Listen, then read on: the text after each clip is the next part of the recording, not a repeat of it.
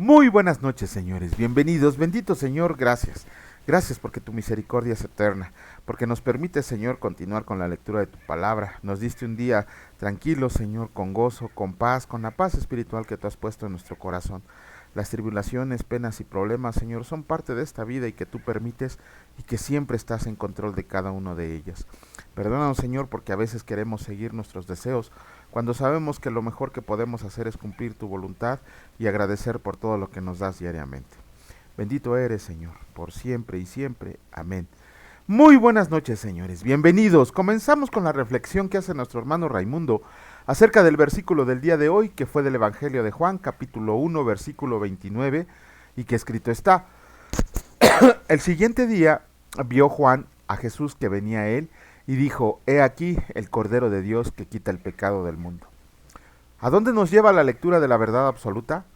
A que aprendamos a ver como el Eterno ve. Con nuestros ojos naturales veremos las cosas espirituales de nuestro entorno, porque lo que leemos es sabiduría y profecía, siendo estas cosas intangibles que no vemos, pero aprendemos a percibir que son reales y concisas.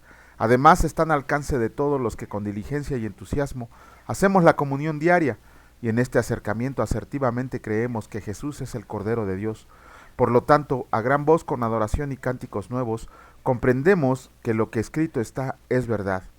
Que decían a gran voz: el Cordero que fue inmolado es digno de tomar el poder, las riquezas, la sabiduría, la fortaleza, la honra, la gloria y la alabanza. Apocalipsis 5:12, aleluya. Bueno, muchas gracias a Rayito por este comentario que hace diariamente. Gracias por su esfuerzo, que Dios le dé muchos años de vida para que nos siga deleitando con su sabiduría. Y ahora sí, vamos a comenzar con la lectura. Vamos a iniciar con el capítulo 27 del libro de Números, y escrito está: petición de las hijas de Zelofead. Vinieron las hijas de Zelofead, hija de Efer, hijo de Galad, hijo de Maquir, hijo de Manasés, de las familias de Manasés, hijo de José, los nombres de las cuales eran Maala, Noa, Ogla, Milca y Tirsa. Y se presentaron delante de Moisés y delante del sacerdote Eleazar y delante de los príncipes de toda la congregación a la puerta del tabernáculo de reunión, y dijeron: nuestro padre murió en el desierto, y él no estuvo en la compañía de los que se juntaron contra el Señor en el grupo de Coré, sino que en su propio pecado murió y no tuvo hijos. ¿Por qué será quitado el nombre de nuestro padre de entre su familia por no haber tenido hijo? Danos heredad entre los hermanos de nuestro padre.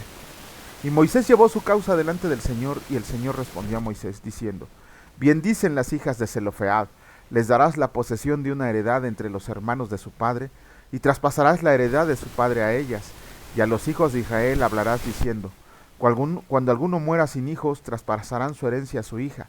Si no tuviera hija, darán su herencia a sus hermanos, y si no tuviera hermanos, darán su herencia a los hermanos de su padre. Y si su padre no tuviera hermanos, darán la herencia a su pariente más cercano de su linaje, y de éste será. Y para los hijos de Israel, esto será estatuto de derecho, como el Señor mandó a Moisés. Josué es designado como sucesor de Moisés. El Señor dijo a Moisés: sube a este monte Abarim, y verás la tierra que he dado a los hijos de Israel, y después que la hayas visto, tú también serás reunido a tu pueblo, como fue reunido tu hermano Aarón. Pues fueron rebeldes a mi mandato en el desierto de Sin, en la rencilla de la congregación, no santificándome en las aguas a ojos de ellos. Estas son las aguas de la rencilla de Cades en el desierto de Sin. Entonces respondió Moisés a el Señor diciendo: ponga el Señor, Dios de los espíritus de toda carne, un varón sobre la congregación, que salga delante de ellos y que entre y los introduzca, para que la congregación del Señor no sea como ovejas sin pastor. Y el Señor dijo a Moisés: toma a Josué, hijo de Nun, varón en el cual hay espíritu, y pondrás tu mano sobre él, y lo pondrás delante del sacerdote Eleazar y delante de toda la congregación, y le darás el cargo en presencia de ellos, y pondrás de tu dignidad sobre él, para que toda la congregación de los hijos de Israel le obedezca. Él se pondrá delante del sacerdote Eleazar, y le consultará por el juicio del Urim delante del Señor. Por el dicho de él saldrán, y por el dicho de él entrarán. Él y todos los hijos de Israel con él, y toda la congregación. Y Moisés hizo como el Señor le había mandado, pues tomó a Josué y lo puso delante del sacerdote Eleazar y de toda la congregación, y puso sobre él sus manos y le dio el cargo, como el Señor había mandado por mano de Moisés. Capítulo 28 del libro de Números, escrito está: las ofrendas diarias. Habló el Señor a Moisés diciendo: manda a los hijos de Israel y diles: Mi ofrenda, mi pan con mis ofrendas encendidas en olor grato a mí, guardarán ofreciéndomelo a su tiempo, y les dirás, esta es la ofrenda encendida que ofrecerán al Señor. 2 corderos sin tacha de un año cada día será el holocausto continuo. Un cordero ofrecerás por la mañana y el otro cordero ofrecerás a la caída de la tarde. Y la 10ª parte de un efa de flor de harina, amasada con 1/4 de un hin de aceite de olivas machacadas en ofrenda. Es holocausto continuo que fue ordenado en el monte Sinaí para olor grato, ofrenda encendida al Señor. Y su libación, la 4ª parte de un hin con cada cordero. Derramarás libación de vino superior ante el Señor en el santuario, y ofrecerás el 2.º cordero a la caída de la tarde conforme a la ofrenda de la mañana, y conforme a su libación ofrecerás ofrenda encendida en olor grato al Señor. Ofrendas mensuales y del día de reposo. Mas el día de reposo 2 corderos de un año sin defecto, y 2 décimas de flor de harina amasada con aceite, como ofrenda con su libación. Es el holocausto de cada día de reposo, además del holocausto continuo y su libación. Al comienzo de sus meses ofrecerán en holocausto al Señor 2 becerros de la vacada, 1 carnero y 7 corderos de un año sin defecto, y 3 décimas de flor de harina amasada con aceite como ofrenda con cada becerro, y 2 décimas de flor de harina amasada con aceite como ofrenda con cada cordero, y una décima de flor de harina amasada con aceite en ofrenda que se ofrecerá con cada cordero, holocausto de olor grato, ofrenda encendida al Señor, y sus libaciones de vino medio hin con cada becerro, y la 3ª parte de un hin con cada carnero, y la 4ª parte de un hin con cada cordero. Este es el holocausto de cada mes por todos los meses del año, y un macho cabrío en expiación se ofrecerá al Señor, además del holocausto continuo con su libación. Ofrendas de las fiestas solemnes. Pero en el mes primero, a los 14 días del mes, será la Pascua del Señor, y a los 15 días de este mes la fiesta solemne. Por 7 días se comerán panes sin levadura. El primer día será santa convocación. Ninguna obra de siervos harán, y ofrecerán como ofrenda encendida en holocausto al Señor 2 becerros de la vacada y 1 carnero, y 7 corderos de un año serán sin defecto. Y su ofrenda de harina amasada con aceite, 3 décimas con cada becerro, y 2 décimas con cada carnero. Y con cada uno de los 7 corderos ofrecerán 1 décima, y un macho cabrío por expiación para reconciliarse. Esto ofrecerán además del holocausto de la mañana, que es el holocausto continuo. Conforme a esto ofrecerán cada uno de los 7 días vianda y ofrenda encendida en olor grato al Señor. Se ofrecerá además del holocausto continuo con su libación, y el 7º día tendrán santa convocación. Ninguna obra de siervos harán. Además, el día de las primicias, cuando presenten ofrenda nueva al Señor en sus semanas, tendrán santa convocación. Ninguna obra de siervos harán, y ofrecerán en holocausto en olor grato al Señor 2 becerros de la vacada, 1 carnero, 7 corderos de un año, y la ofrenda de ellos flor de harina amasada con aceite. 3 décimas con cada becerro, 2 décimas con cada carnero, y con cada uno de los 7 corderos 1 décima, y un macho cabrío para hacer expiación por ustedes. Los ofrecerán además del holocausto continuo con sus ofrendas y sus libaciones. Serán sin defecto. Capítulo 29 del libro de Números. El Señor dice así: En el 7º mes, el primero del mes, tendrán santa convocación. Ninguna obra de siervos harán, les será día de sonar las trompetas, y ofrecerán holocausto en olor grato al Señor. 1 becerro de la vacada, 1 carnero, 7 corderos de un año sin defecto, y la ofrenda de ellos de flor de harina amasada con aceite. 3 décimas de efa con cada becerro, 2 décimas con cada carnero, y con cada uno de los 7 corderos 1 décima, y un macho cabrío por expiación para reconciliarlos. Además del holocausto del mes y su ofrenda, y el holocausto continuo y su ofrenda y sus libaciones conforme a su ley, como ofrenda encendida al Señor en olor grato. En el 10 de este mes 7º tendrán santa convocación, y afligirán sus almas, ninguna obra harán, y ofrecerán en holocausto al Señor en olor grato 1 becerro de la vacada, 1 carnero y 7 corderos de un año serán sin defecto. Y sus ofrendas, flor de harina amasada con aceite, 3 décimas de efa con cada becerro, 2 décimas con cada carnero, y con cada uno de los 7 corderos 1 décima, y un macho cabrío por expiación, además de la ofrenda de las expiaciones por el pecado, y del holocausto continuo y de sus ofrendas y de sus libaciones. También a los 15 días del mes 7º tendrán santa convocación. Ninguna obra de siervos harán, y celebrarán fiesta solemne al Señor por 7 días, y ofrecerán en holocausto en ofrenda encendida al Señor en un olor grato 13 becerros de la vacada, 2 carneros y 14 corderos de un año han de ser sin defecto, y las ofrendas de ellos de flor de harina amasada con aceite. 3 décimas de efa con cada uno de los 13 becerros, 2 décimas con cada uno de los 2 carneros, y con cada uno de los 14 corderos 1 décima, y un macho cabrío por expiación, además del holocausto continuo, su ofrenda y su libación. El segundo día 12 becerros de la vacada, 2 carneros, 14 corderos de 1 año sin defecto, y sus ofrendas y sus libaciones con los becerros, con los carneros y con los corderos, según el número de ellos, conforme a la ley, y un macho cabrío por expiación, además del holocausto continuo y su ofrenda y su libación. El día tercero, 11 becerros, 2 carneros, 14 corderos de 1 año sin defecto, y sus ofrendas y sus libaciones con los becerros, con los carneros y con los corderos, según el número de ellos, conforme a la ley, y un macho cabrío por expiación, además del holocausto continuo y su ofrenda y su libación. El cuarto día, 10 becerros, 2 carneros, 14 corderos de 1 año sin defecto, sus ofrendas y sus libaciones con los becerros, con los carneros y con los corderos, según el número de ellos, conforme a la ley, y un macho cabrío por expiación, además del holocausto continuo, su ofrenda y su libación. El quinto día, 9 becerros, 2 carneros, 14 corderos de 1 año sin defectos, y sus ofrendas y sus libaciones con los becerros, con los carneros y con los corderos, según el número de ellos, conforme a la ley, y un macho cabrío por expiación, además del holocausto continuo, su ofrenda y su libación. El sexto día, 8 becerros, 2 carneros, 14 corderos de 1 año sin defecto, y sus ofrendas y sus libaciones con los becerros, con los carneros y con los corderos, según el número de ellos, conforme a la ley, y un macho cabrío por expiación, además del holocausto continuo, su ofrenda y su libación. El séptimo día, 7 becerros, 2 carneros, 14 corderos, 14 corderos de 1 año sin defecto, y sus ofrendas y sus libaciones con los becerros, con los carneros y con los corderos, según el número de ellos, conforme a la ley, y un macho cabrío por expiación, además del holocausto continuo con su ofrenda y su libación. El octavo día tendrán solemnidad. Ninguna obra de siervos harán, y ofrecerán en holocausto, en ofrenda encendida de olor grato al Señor, un becerro, un carnero, 7 corderos de 1 año sin defecto, sus ofrendas y sus libaciones con el becerro, con el carnero y con los corderos, según el número de ellos, conforme a la ley, y un macho cabrío por expiación, además del holocausto continuo con su ofrenda y su libación. Estas cosas ofrecerán al Señor en sus fiestas solemnes, pues además de sus votos y de sus ofrendas voluntarias, para sus holocaustos y para sus ofrendas y para sus libaciones, y para sus ofrendas de paz. Y Moisés dijo a los hijos de Israel conforme a todo lo que el Señor le había mandado.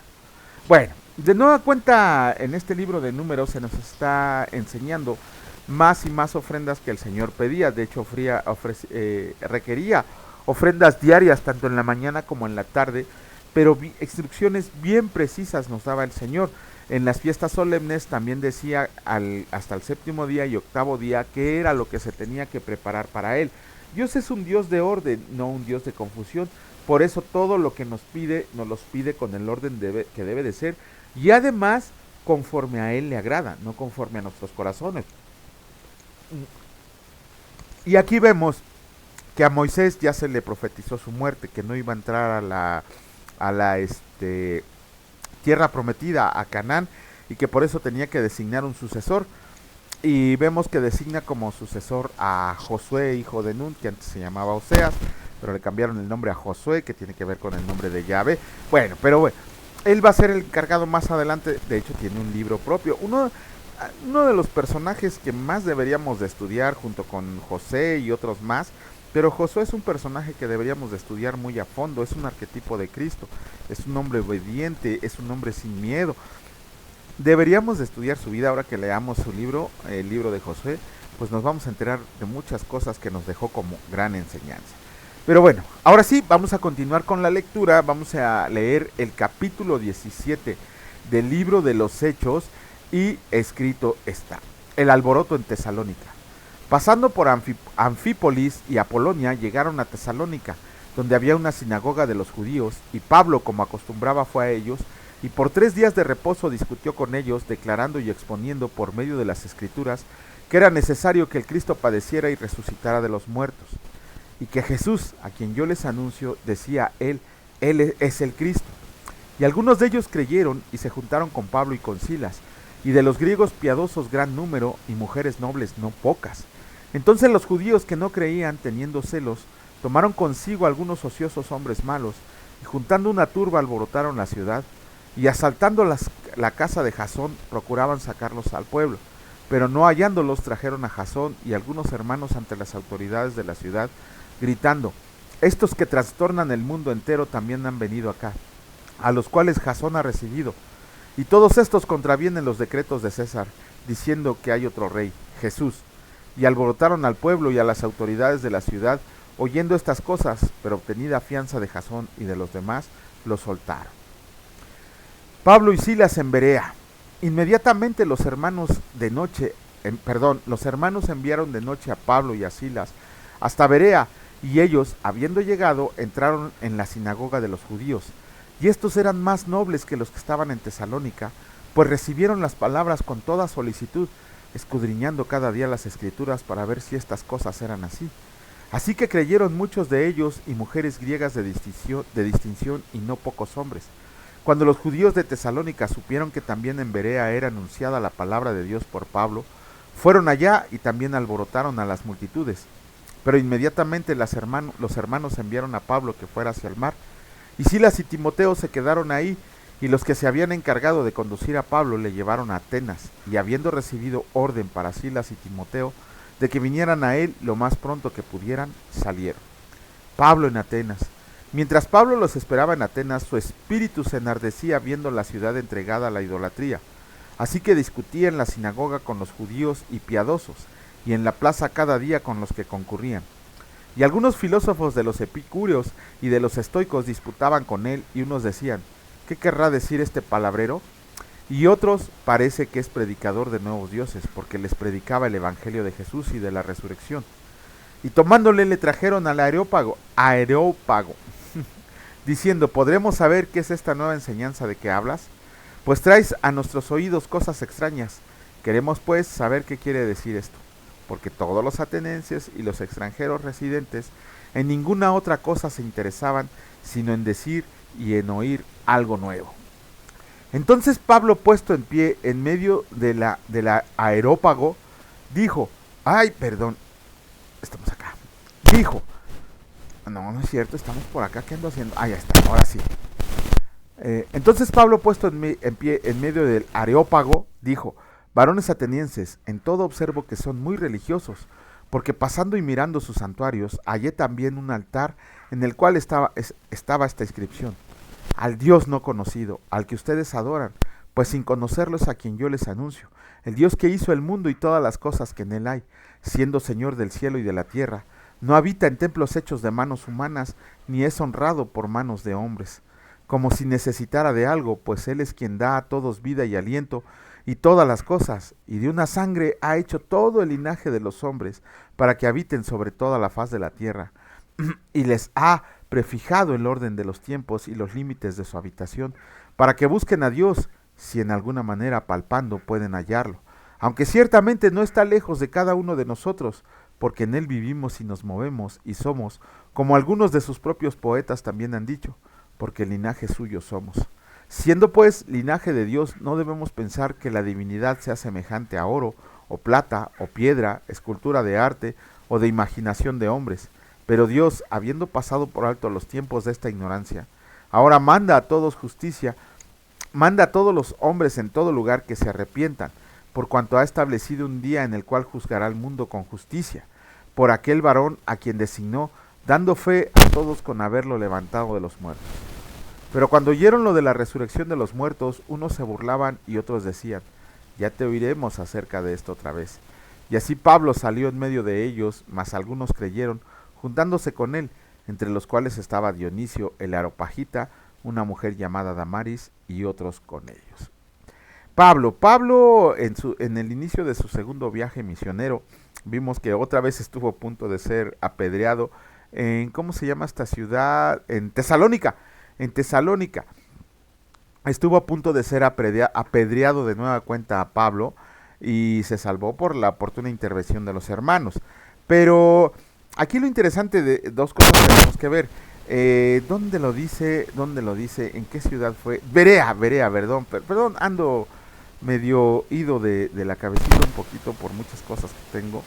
Pero bueno, en Berea Pablo también predicaba en las sinagogas y en las plazas.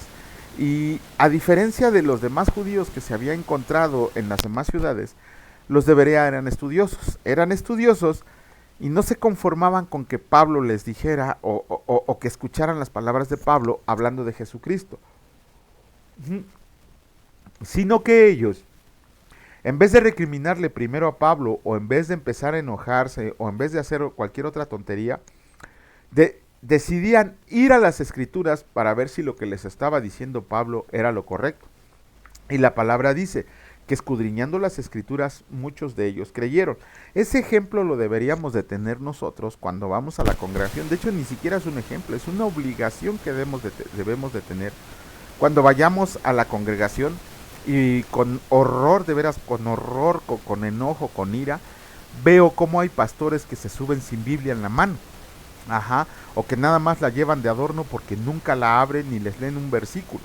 Sin embargo, todo lo que nos diga ese hombre que está parado en el púlpito, sea pastor, sea maestro, sea falso apóstol, falso maestro, falso profeta, todas las falsedades que quieran, o sea un hombre de Dios que de verdad hace las cosas con intenciones del corazón, aún así, absolutamente todo lo que se nos diga debe de irse a lo que dice la palabra de Dios. Debemos de investigarlo para ver si lo que nos está diciendo es correcto y no quedarnos, probablemente, aunque sea por equivocación, aunque sea con noble intención, o aunque sea para vernos la cara y quitarnos el dinero. Todos los hombres somos falibles y tendemos a equivocarnos, sobre todo a equivocarnos. ¿Cuál es nuestra obligación? Investigar si en lo que nos está diciendo el conferencista, el tonto que se para atrás de una pantalla, todas esas cosas, que vayamos a la palabra de Dios y veamos que lo que nos está diciendo es verdad. Y luego hay otra cosa interesante cuando Pablo les dice que va a predicarles del Dios no conocido. Miren, si ustedes un poquito, ¿cómo podríamos decir?, curiosos, y pudieran leer un poquito de historia universal, hay una enciclopedia, precisamente creo que se llama Historia Universal, es de un alemán, no me acuerdo ahorita el título, ni del nombre del autor, pero creo que es una de las mejores que puede haber en cuanto a historia universal, sin que se hayan tergiversado. Se van a sorprender mucho con los datos que encuentren ahí acerca de esta historia de la, ¿cómo les dije? Historia de la humanidad,